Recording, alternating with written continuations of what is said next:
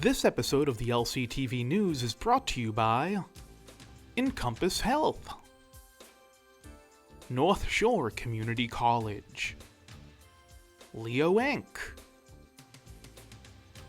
Brotherhood Credit Union, Daolis Brothers Construction, and King Movers and Storage. Hello, I'm Danny Vittori, and this is another edition of the LCTV News. Headlines this week are all over the board, spanning from updates in several criminal cases to the more uplifting news of park openings and fundraising events. Lynn teams are making their mark across all sports headed towards playoff season. The Lowdown shows off the collaborative effort between Beyond Walls and Lynn Public Schools and their Classroom to the Streets initiative. Here's the news for Friday, October 11th, 2024.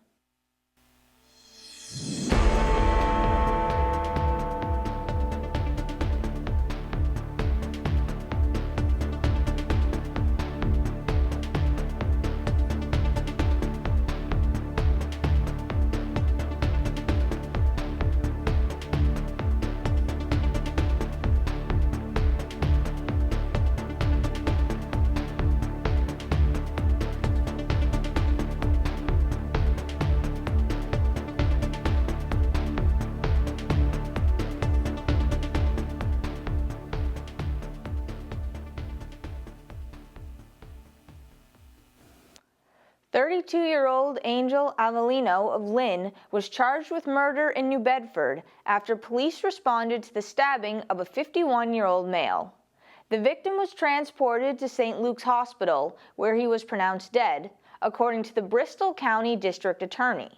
The stabbing occurred around 11:30 at night on October 3rd, but the Massachusetts State Police detectives, New Bedford Police, and Bristol County District Attorney's Homicide Unit prosecutors are still actively investigating the incident. Avellino was arraigned in New Bedford District Court the morning of the 7th, where he entered a plea of not guilty. He will be held without bail and has a court date scheduled for November 15th. Adrian Pena, 18 of Lynn, appeared in Essex County Superior Court on Monday, October 7th, where he entered pleas of not guilty to the charges of murder and carrying a firearm without a license. He was ordered to be held without bail. Pena is accused of killing 17-year-old Kai Burgess on June 15th on the 40 Federal Street parking lot of Market Basket. Pena was apprehended by U.S. Marshal Services in the Dominican Republic on July 16th, before being returned to Massachusetts, where he was formally charged with Burgess's murder on July 23rd. The defendant is scheduled to return to court on November 18th for a hearing on compliance. On a more upbeat note, officials and residents gathered to cut the ribbon on a brand new playground at Lynn Woods. This new play area is the culmination of 2 years of work, 2 city councilors, and $19.5 million in ARPA funds to 6 city parks. More accessible and safe with a rubber surface, several contributors to the project spoke about the importance of giving children another safe place to play and grow. Really excited to be here today at the Lynn Woods new playground. This was part of an effort dating back to 2022 where Mayor Nicholson and the Lynn City Council appropriated about $16 million for park improvements across the city. As you can see here today, we have a new playground with rubber surfacing for young adults. It's been a while, and I think this is a great example of what the city has done with American Rescue Plan Act funding. Pleased and proud that we were able to start this process approximately 2 years ago. And as you can see, it's come to fruition, and it's a very nice park. Which started with a lot of community outreach to find out what really was the requirements for the park, what the community wanted, and we were able to create this beautiful park right next to the existing ball field. The focus here was in creating an inclusive and accessible space from the poured-in-place rubber surfacing for impact resistance and accessibility to features like the accessible spinner, big bank of swings. We got some great community input both during the design process and then as we were wrapping it up to really encourage us to focus even more on that accessibility and outreach. This is a wonderful thing for the city. It's a wonderful thing for Ward 1. We want to thank the American Rescue Plan Fund. We were able to get the funds to redo the park. It took a lot of hard work from a lot of different people, a total team effort to make this happen. And now we get to really utilize this beautiful park in this beautiful place. And it's just really, it warms the heart when you can make the place you live better a little bit at a time. On behalf of the city, Lynn, we open the new Lynn Woods Playground Park on 3. 1, 2, 3.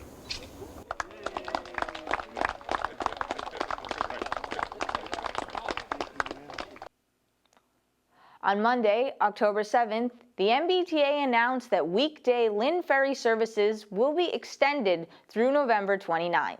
The ferry operates 10 trips every weekday and 11 on weekends, which will end for the season as planned on October 13th. Operating between Blossom Street Pier in Lynn and Long Wharf in Boston, a one-way fare is $7, or $3.50 for reduced, and can be purchased in advance on the M-Ticket app, as well as with cash or credit on board. As stated by State Rep Dan Cahill, quote, "Today's announcement about the extended ferry service is a game changer for our commuters. This expansion not only provides greater convenience for daily travel, but also helps alleviate traffic congestion on our roads. By offering alternative travel, we're making it easier for people to get to work and access essential services," end quote. The new Floating Bridge Pond Association held their first major event cleaning up the area surrounding Floating Bridge Park and Buchanan Bridge. Spearheaded by Ward 2 Councilor Obed Matul, this group aims to beautify the entrance to the city, making it more welcoming for all those who cross the bridge, finding some very interesting objects along the way.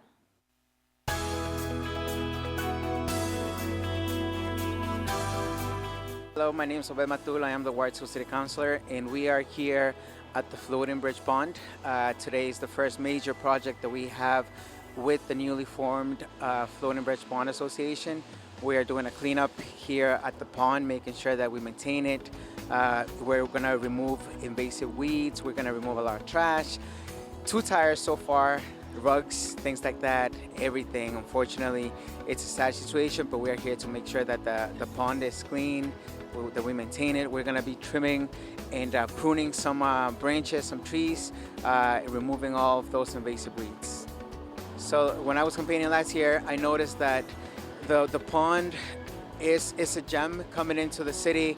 We have the bridge, and yet the welcoming didn't feel as warm as it should have. So we started to work with my wife and my team to find a solution to make sure that everybody felt welcome coming into the city. And one of the first things that we did was asking the state to allow us to put the flags at the bridge, and now we're cleaning to make sure that we maintain it. It's a gem. I want to thank everybody for coming out, councilors, Councilor Hogan, Councilor Rick Starbird. He did an amazing job when he was a councilor, so we're just making sure that we maintain it, we keep up with the work that we're doing. And I want to thank everybody for coming out, all the neighbors, the residents, all the companies that have supported us, the landscaping companies, the restaurants, Dunkin' Donuts, 7-Eleven. Thank you, everybody.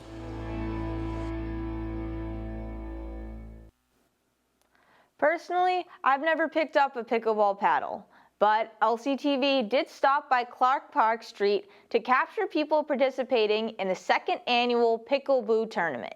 With all proceeds being donated to the Lynn Special Needs Camp, it was a day of smiles and friendly competition in this mixed doubles challenge.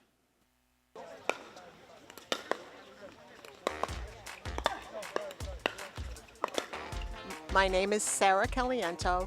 I am Lynn's pickleball ambassador. So this is our 2nd annual pickleball tournament at Clark Street in Lynn. This is a benefit for the Lynn Special Needs Camp. Last year we were told we raised over $3,000, and they told us the money went to a nice field trip for the special needs children at the camp. So it's a great benefit, and we're hoping that, again, they get to do a great field trip with the money. This format for this particular event is mixed doubles. So both men and women play each other, and everyone plays a different person every round of the event. We have a full raffle table, and most of these raffles were donated by local merchants that in the Lynn area, and also we have items that are for sale. The City of Lynn has been great to us, so they're letting us use this great facility to play pickleball every morning, and we have a large community of people that come from many of the towns around, and they all come to Clark Street because we have the best courts in the area. So we kind of want to pay back the city a little bit for all they've done for us.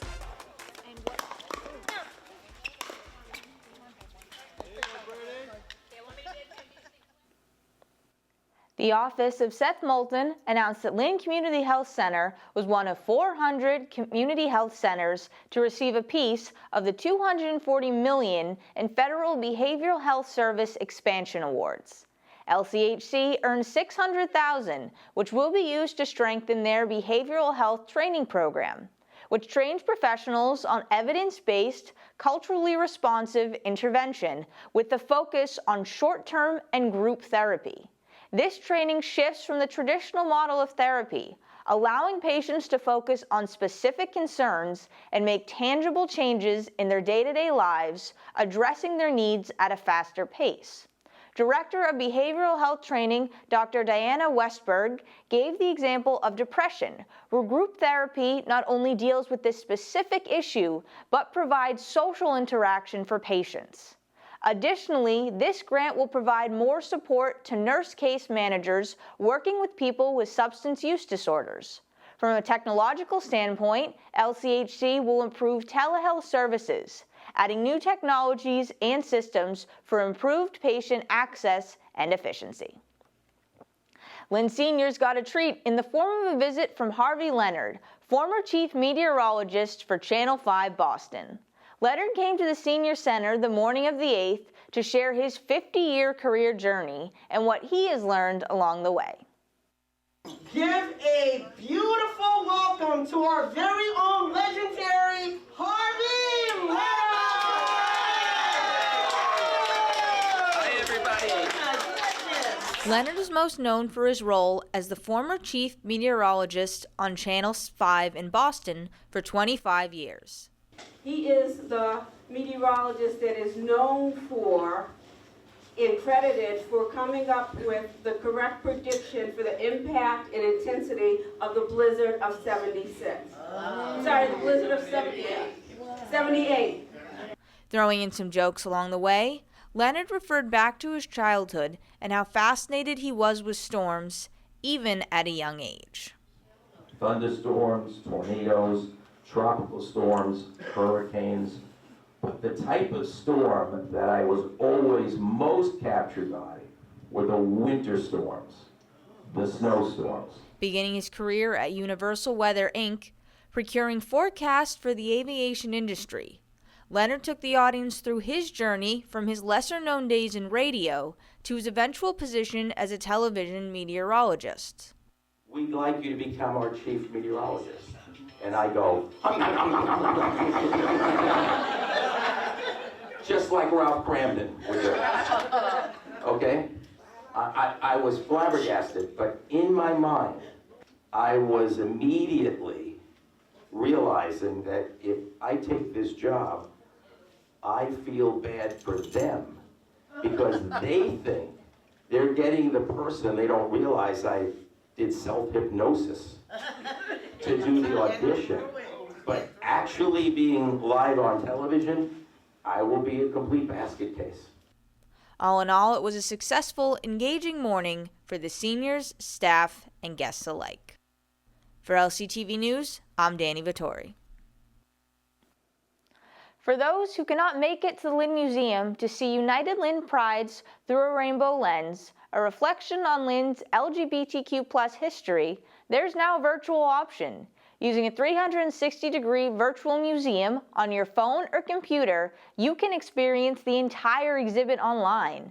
Made possible by a $200,000 grant from Mass Humanities, United Lynn Pride worked in collaboration with Salem State University, the Lynn Museum and Arts Center, and the History Project to capture a century of LGBTQ+ history in Lynn, including more than 24 filmed interviews, 500 photos, flyers, and posters, news articles, and a panel from the National AIDS Memorial Quilt. This exhibit runs through October 31st, so come see it in person or virtually before it closes. The Lynn Fire Department opened their doors to the public, hosting an open house the afternoon of the 9th. Part of National Fire Prevention Week, this event served the dual purpose of entertaining kids with activities, while also teaching them about the work firefighters do for the community.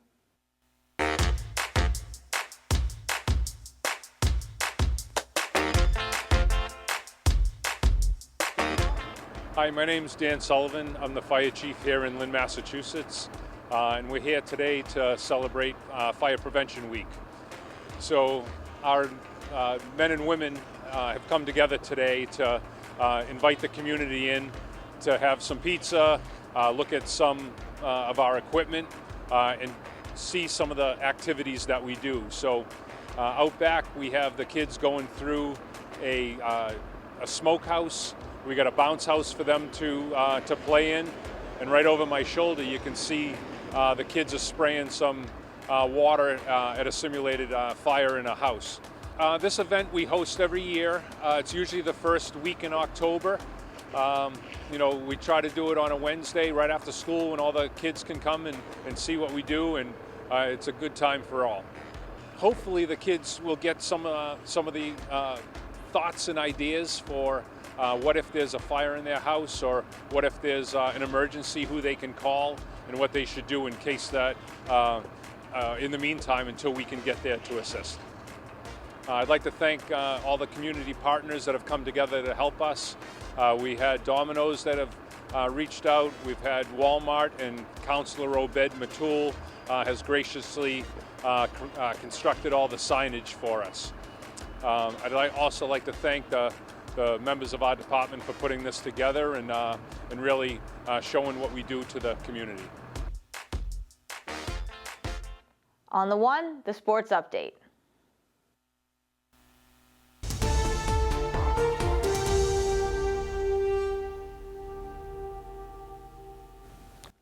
English already has more wins this season than they did all of last year, beating Revere on the road 22-6 the night of the 3rd.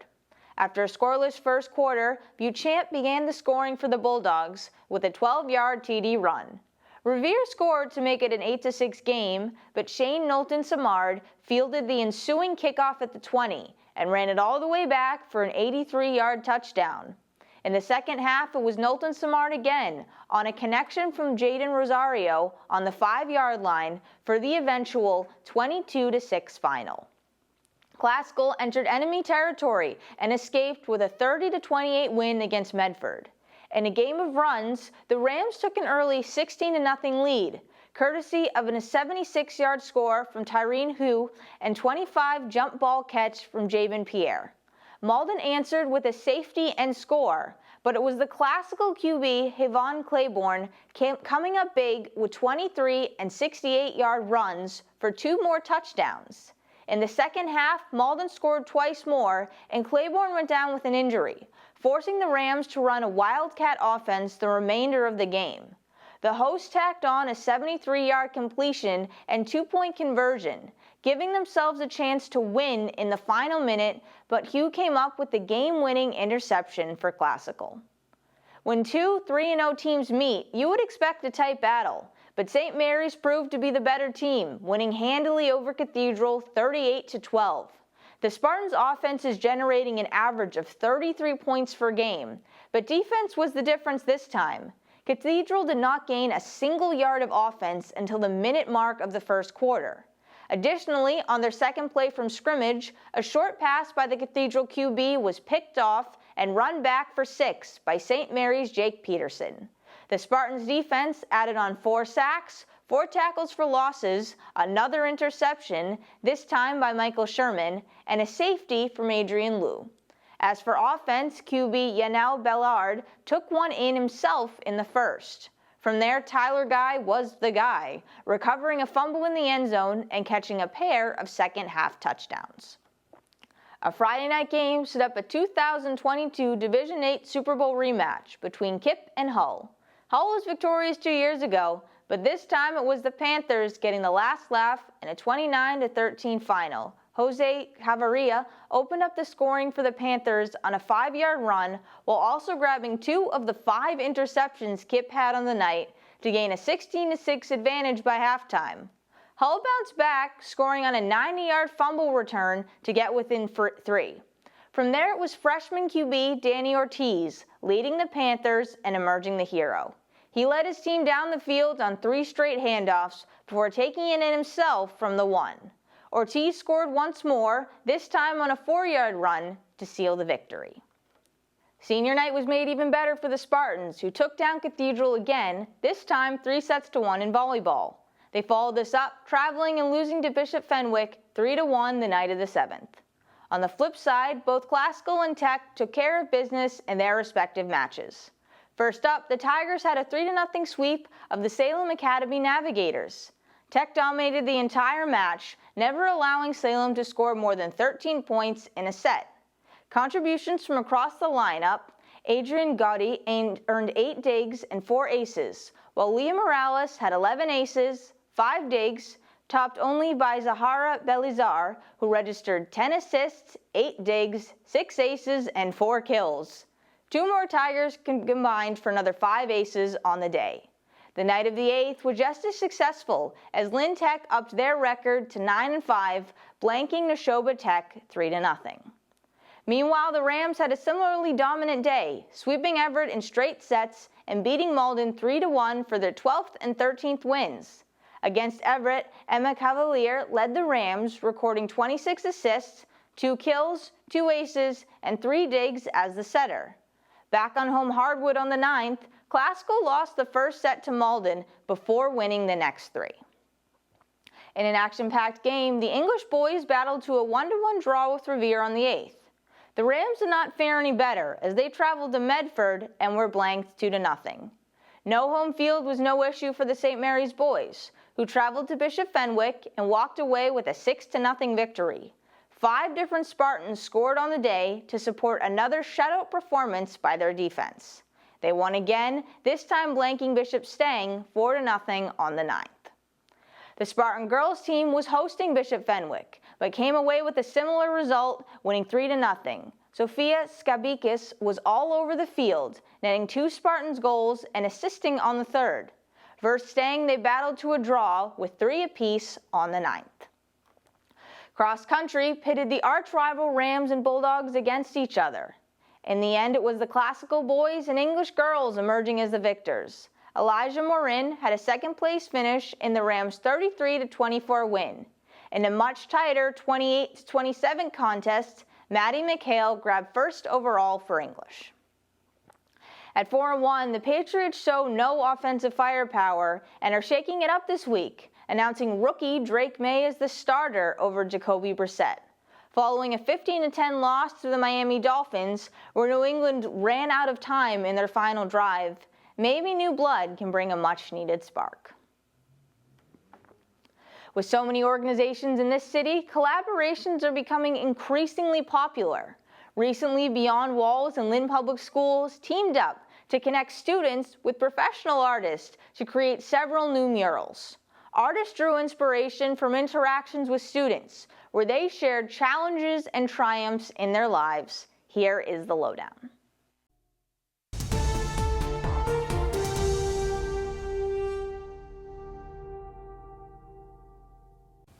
Good afternoon and welcome back to the Lynn Lowdown. I'm Danny Vittori, and today we have on several representatives to talk about Classroom to the Streets from both Beyond Walls and Lynn Public Schools. Thank you all for joining us today. Thanks for having us. Thank you. So first question is very simple. Would you mind just introducing yourselves and the organization or school that you work for? Sure. How about it, Claire? All right, I'm Claire Donnelly. I'm an art therapist at Fecto Leary. It's a high school in Lynn. I'm Bernice Cooper. I am an art teacher at Breed Middle School. I'm Al Wilson. I'm the founder and executive director of Beyond Walls. Great. So first question, Classroom to the Streets was program run over the summer. Would you be able to give a little bit of an overview, how it came about, what its purpose was? Sure. From the origins of the program, Beyond Walls had started installing artwork here in Lynn in 2017 based on a series of community meetings that aligned to residents, the business community, and elected officials and department heads wanting public art throughout the downtown. And then thereafterwards, in leading tours with obviously all members of the community, but really the thing that seemed most impactful was our youth tours as far as engagement.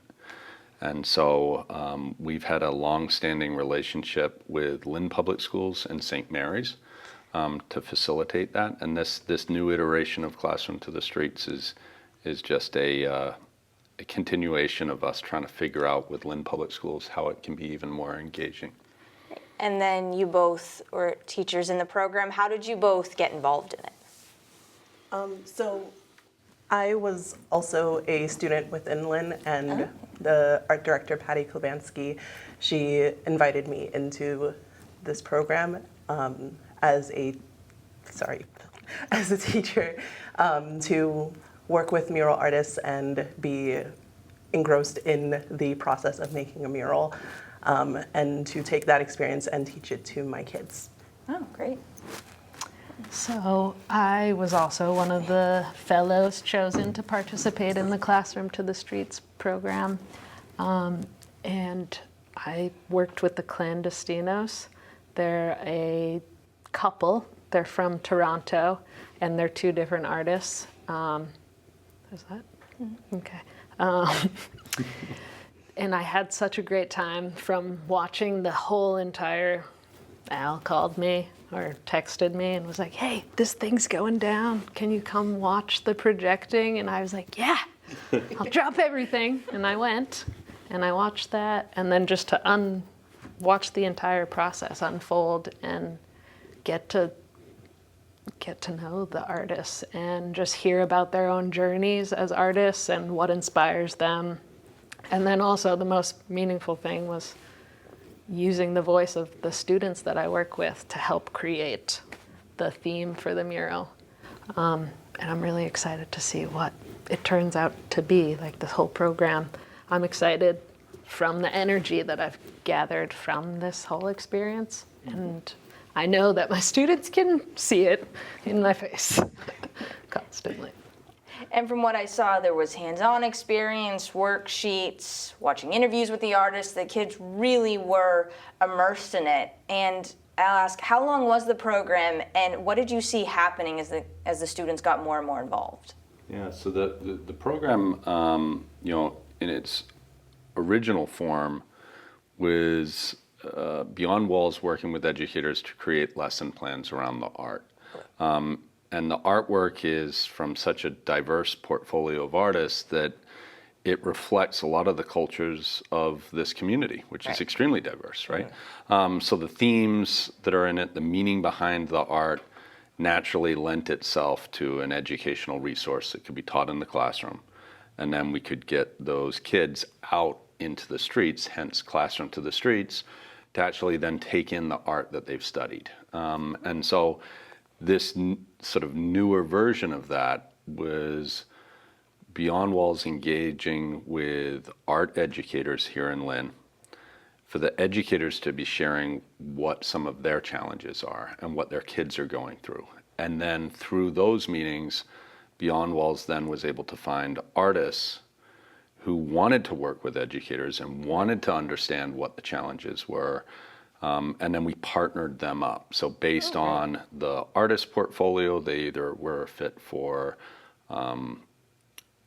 younger age groups, or to Renice and her students at Breed Middle School, all the way up to to high school level educators. And so, Claire and Renice were able to share some of the challenges and some of the things that they were experiencing as teachers and for their students, and then that sort of defined the art. Okay. And then they actually worked with the artist to put up this art, and then on the back side of that, they've created lessons around the art, and now we're about to, in October, lead the students on the tours. So the kids are actually about to engage in a meaningful way in the classroom setting and then on the street. And what themes for you both, first of all, what age groups were you working with, and what themes ended up coming out of you and your students that created the mural?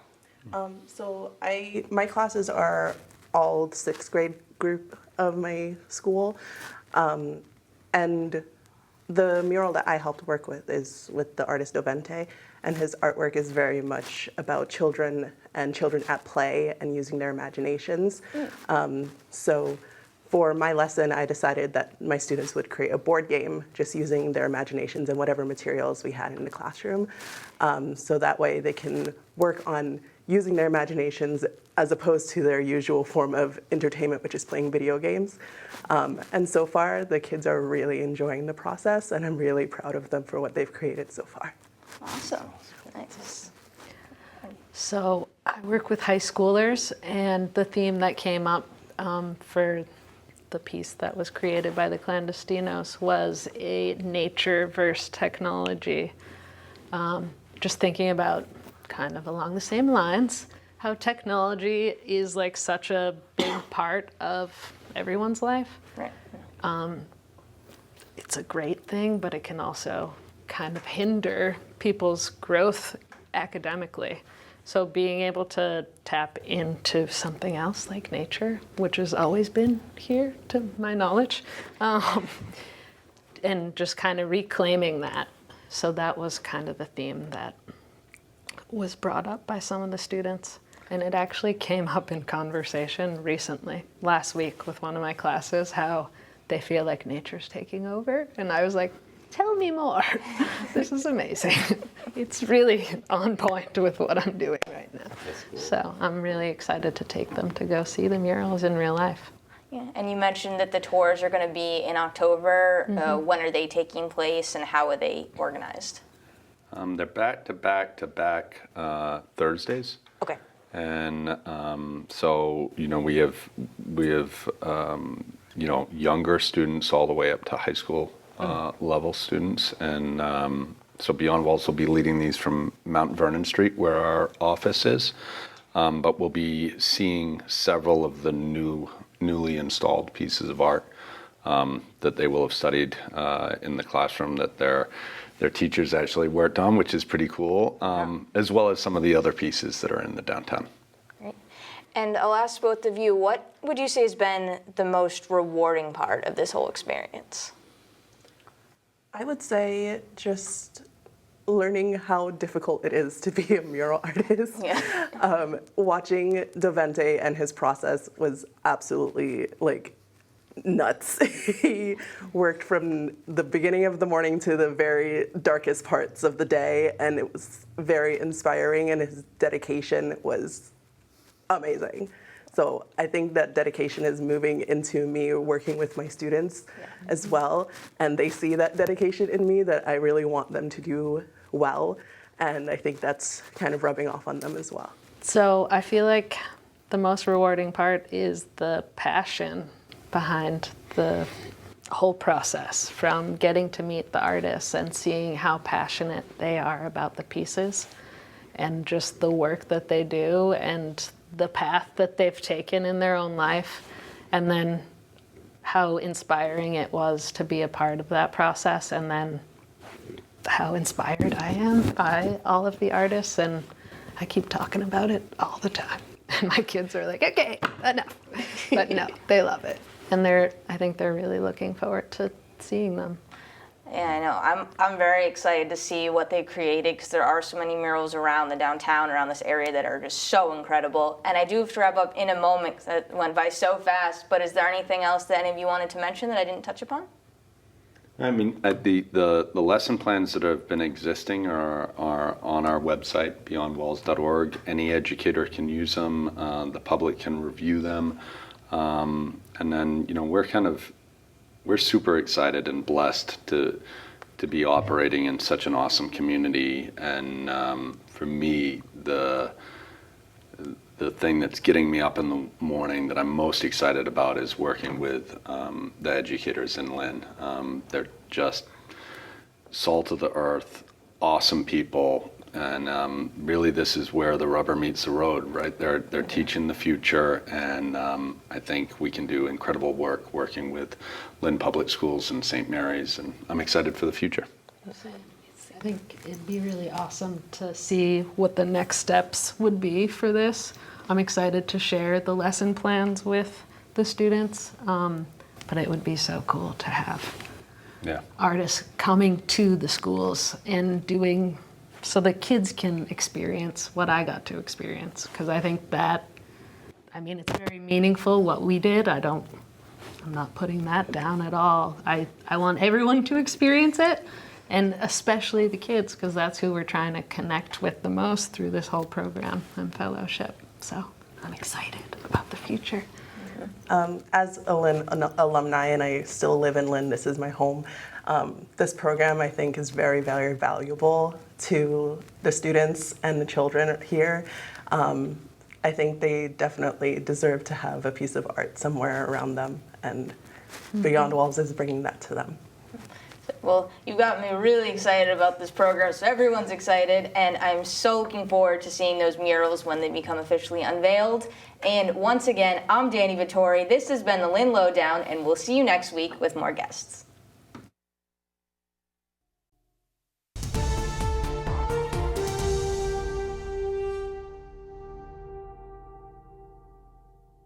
Now, the community calendar.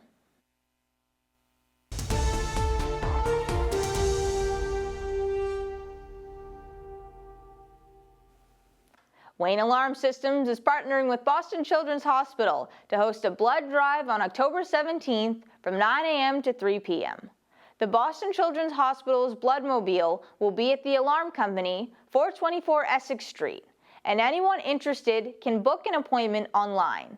As an added incentive, all those who register online will be automatically entered into an exclusive promotion for a chance to win prizes.